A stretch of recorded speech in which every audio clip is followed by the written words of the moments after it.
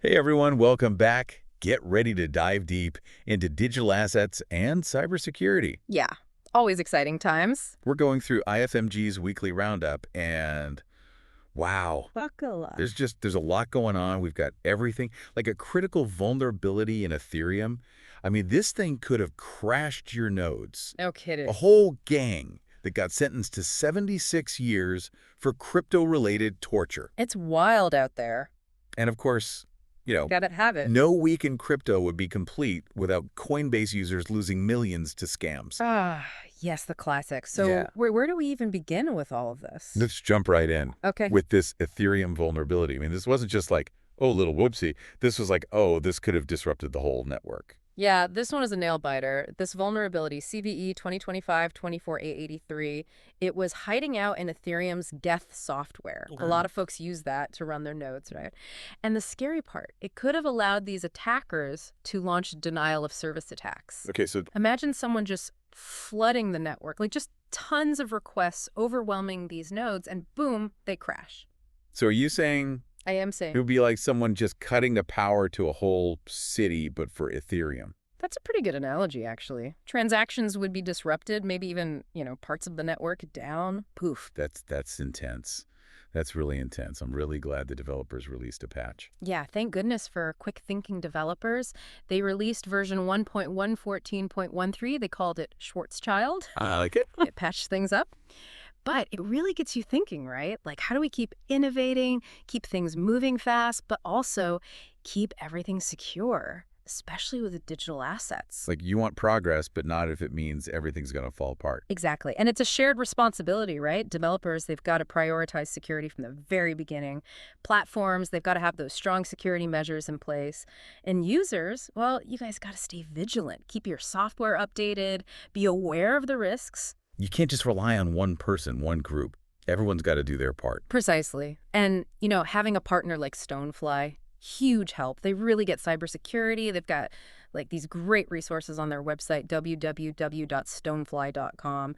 And their team, super knowledgeable. They can walk you through everything. You can reach them at sales@stonefly.com. That's good advice. So, moving on, let's talk about something that's, I know, it's a little less technical. Okay. It's still troubling. The UK's Financial Conduct Authority, so this is a big deal. Yeah. They convicted two individuals for a £1.5 million crypto investment scam. It's amazing how they adapt these old tricks. They were cold calling people, like actually Yeah. picking up the phone and calling. Really? I thought that was like a thing of the past. You would think, right. But it still works, especially with people who are maybe new to crypto, don't really know the warning signs. So they're calling folks up, promising them, oh, you're going to make $1 bazillion invest in crypto. And then what, they send them to a fake website? Exactly. And those websites, they can be really convincing, like almost identical to the real deal, tricking people into handing over their hard-earned cash. Wow, that's crazy. I guess the good news is, at least these guys pleaded guilty to conspiracy to defraud and money laundering. Yeah, they did. So at least there's some accountability there. Shows that authorities are taking this seriously. It's a message to anyone thinking about running a crypto scam. Watch out. That's good to know.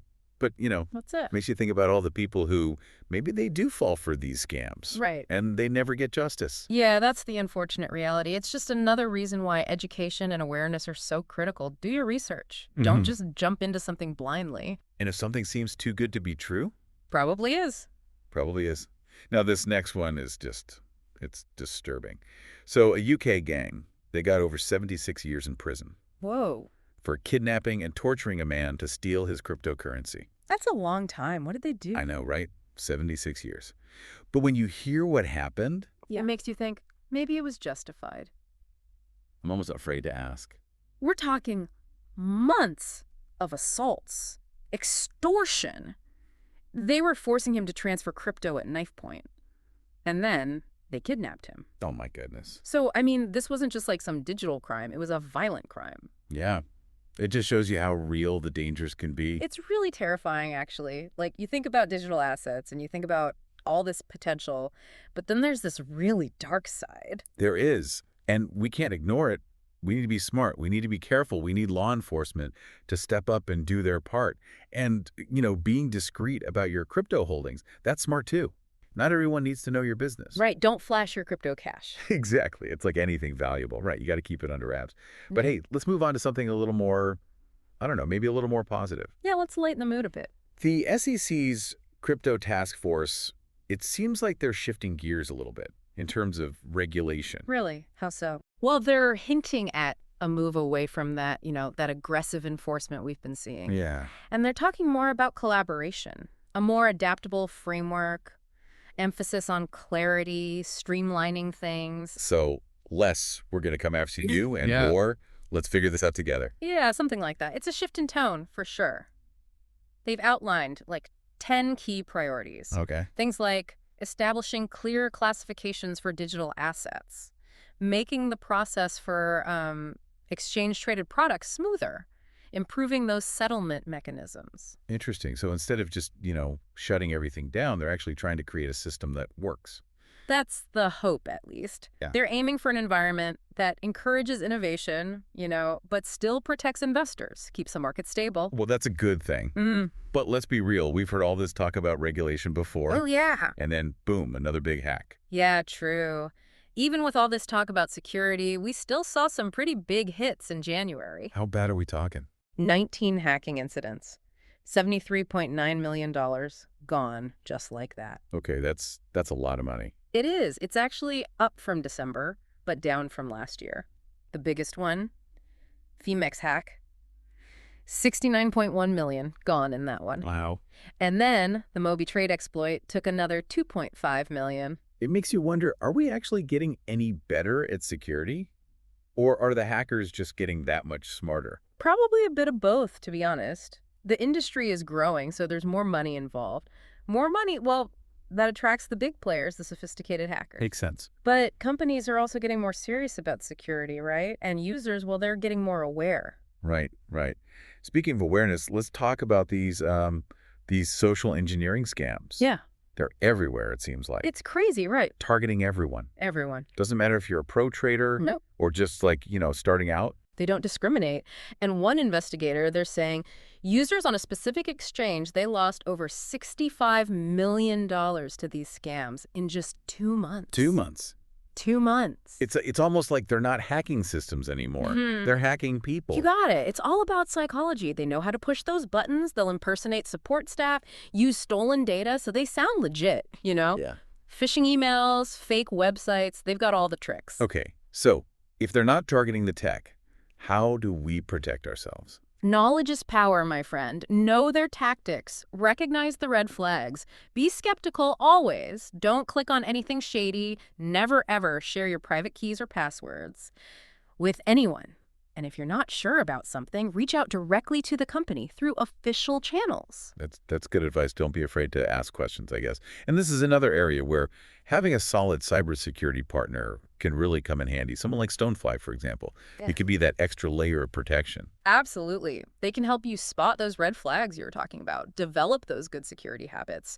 And their team, they're always there to help. You can check out their website, www.stonefly.com, or reach out to their team directly at sales@stonefly.com. Okay, let's talk regulation again. What's going on in the U.S.? All right, so there's this new working group, a bicameral one. They're focused on digital assets and stablecoins. Okay. Now, this is interesting. It's a bipartisan effort, which is, pretty rare these days. Yeah, you don't see both sides agreeing on much these days. Exactly. But this just shows how seriously they're taking all of this. They want to align efforts between the Senate and the House, make things clear, clarify who's overseeing what, and potentially give the CFTC, the Commodity Futures Trading Commission, a bigger role. Interesting. So could this actually lead to, I don't know, a more stable environment for crypto in the U.S., like some actual rules we can all follow? Potentially. I mean, a well-defined framework, that could be huge. Attract those institutional investors, encourage responsible innovation, help the industry grow up a bit, I like the sound of that, but I'm a little skeptical. I got to say, we've heard talk about regulation before, and it seems like things just keep moving along as they were. I get it. It's a wait-and-see situation for sure, but this time does feel a bit different. There seems to be a genuine commitment from both sides. Okay, well, fingers crossed. Okay. But even with regulation, it's obvious, cybersecurity is still a major concern. Oh, absolutely. It's like a never-ending battle. We got to stay vigilant. We got to be proactive. And we got to have the right tools and resources. Exactly. That's where a partner like StoneFly comes in. They're on the front lines of this fight. They understand these threats. They know how to protect digital assets, whether it's securing your wallets, protecting your transactions, or defending against those sophisticated cyber attacks. We really are leaders in the field. And their website, www.stonefly.com. It's a treasure trove of information. It is. And don't forget, their team, they're amazing. They're ready to answer any question you might have. You can reach out to them at sales@stonefly.com. So the takeaway here is don't panic. Right. But don't be complacent either. Couldn't have said it better myself. The world of digital assets, it's full of opportunity, but there are definitely risks. We got to stay informed, stay proactive, and when in doubt, get some expert advice. Wise words. It really feels like we're, I don't know, at a crossroads. With digital assets, I mean. Yeah. So much potential, but also a lot of, well, a lot of unknowns. Yeah, the next few years, I think they're going to be really telling. How do you think it's all going to shake out? Well, we'll see what happens with these regulatory efforts and whether Yes. law enforcement, can they really handle this growing cybercrime wave? And can the industry itself, can it prioritize security without, killing the innovation? It's a lot to juggle, but I think no matter what, staying informed, being proactive, those are key. Absolutely, and that's exactly where a partner like StoneFly, they can really be a game changer. How so? Well, they can help you navigate all of this, right? All this complexity. They give you the tools, the guidance, the peace of mind you need to protect what's yours, those digital assets. Their website, by the way, www.stonefly.com. It's a great resource for anyone, really, who's in this space. Digital assets, I mean. It is. You'll find information on everything there, security best practices, the latest threats. And their team, I mean, they're incredible, always willing to help. Sales@stonefly.com. They really know their stuff. So if you're listening to this and feeling a little overwhelmed by all this I get it. information, It's a lot. just remember, you don't have to figure it out alone. There are resources out there, people who can help. People who want to help. So don't let the fear, don't let the uncertainty hold you back. There's so much potential here. Exactly. That's a great message to end on. Thanks for joining us, everyone. We hope you found this deep dive, well, insightful, informative. Absolutely. It was great having this conversation. Remember, the world of digital assets, it's constantly changing. So stay curious, stay vigilant, stay secure. We'll catch you next time on The Deep Dive.